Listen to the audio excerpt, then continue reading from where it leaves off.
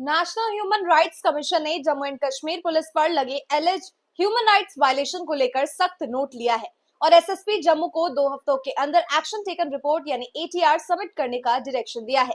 Commission ने ये step एक फॉर्मल कंप्लेंट के बाद लिया है, जिसमें पुलिस पर्सनल पर अक्यूज लोगों की पब्लिक ह्यूमिलिएशन और अनलॉफुल परेडिंग का आरोप लगाया गया है। Complaint Jammu based complainant Nikhil पदा और कुछ को साइनिंग लॉयर्स की तरफ से एनएचआरसी को सबमिट की गई है।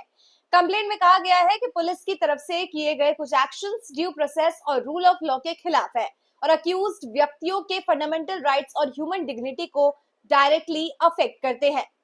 इसी के साथ आपको बता दें कि कंप्लेंट के मुताबिक 2 अलग-अलग इंसिडेंट्स का जिक्र किया गया है जो जून 2025 में जम्मू के अलग एरियाज में एलिजेडली हुए हैं।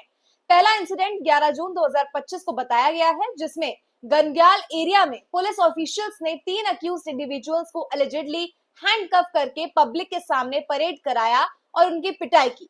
कंप्लेनेंट्स का कहना यह है कि ये सब कुछ बाईस्टैंडर्स और लोकल रेसिडेंट्स के सामने हुआ है, जिससे अक्यूज लोगों की पब्लिक ह्यूमिलिएशन हुई है। दूसरा इंसिडेंट जो है वो 24 जून 2025 का बताया गया है, जिसमें एक और अक्यूज व्यक्ति को एलिजेडली जूतों की माला पहनाकर जम्मू की सड़कों पर घुमाया गया। कंप्लेंट के मुताबिक ये एक्ट पुलिस सुपरविजन में हुआ और इसे अक्यूज को पब्लिकली शेम करने की कोशिश की गई।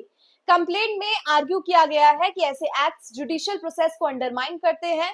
लॉ के मुताबिक किसी भी अक्यूज को ट्रायल और कोर्ट के फैसले से पहले पनिशमेंट देना इलीगल माना जाता है। कंप्लेनेंट्स का कहना है कि पुलिस की तरफ से की गई ये एलिज्ड पब्लिक ह्यूमिलिएशन कॉन्स्टिट्यूशनल सेफगार्ड्स और ह्यूमन राइट्स नॉर्म्स के खिलाफ है। उन्होंने ये भी कहा कि अगर ऐसे इंसिडेंट्स पर एक्शन नहीं लिया गया तो ये विजिलेंट स्टाइल पुलिसिंग का डेंजरस प्रेसिडेंट सेट कर सकता है, जहां पुलिस लॉ इन्फोर्समेंट की जगह पब्लिक पनिशमेंट का रास्ता अपना सकती है। मैटर का कॉग्नाइसेंस लेते हुए नेशनल ह्यूमन राइट कमीशन ने ऑब्जर्व किया है कि अगर कंप्लेंट में लगाए गए एलिगेशन सच में सच पाए जाते हैं तो ये सीरियस ह्यूमन राइट्स वायलेशन की कैटेगरी में आता है। कमीशन ने इसलिए एसएसपी जम्मू को डिटेल इंक्वायरी कंडक्ट करने और 2 हफ्तों के अंदर रिपोर्ट सबमिट करने का डायरेक्शन दिया है। एनएचआरसी ने कंप्लेंट की कॉपी भी एसएसपी जम्मू को फॉरवर्ड कर दी है ताकि वो एलिगेशंस की फैक्ट ऑफ फाइंडिंग इंक्वायरी करा सके और अपनी फाइंडिंग्स जो है वो कमीशन को भेज सके। कमीशन ने अपने डायरेक्शन में ये कहा है, मेंशन भी किया है कि एक्शन टेकन रिपोर्ट यानी एटीआर को कमीशन के ऑफिशियल एचआरसी नेट पोर्टल के थ्रू प्रिस्क्राइब्ड प्रोसीजर के मुताबिक सबमिट की गई है। इस रिपोर्ट में इंक्वायरी की प्रोग्रेस, फैक्ट्स और पुलिस डिपार्टमेंट की तरफ से लिए गए एक्शंस का डिटेल देना होगा। कंप्लेंट्स ने एनएचआरसी से रिक्वेस्ट की है कि कंप्लेंट की इंडिपेंडेंट और इम्पार्शियल इंक्वायरी इंश्योर की जाए। इन्होंने ये भी डिमांड किया है कि विक्टिम्स और विटनेसेस के स्टेटमेंट्स को भी किसी तरह से प्रेशर या इंटिमिडेशन से प्रोटेक्ट किया जाए।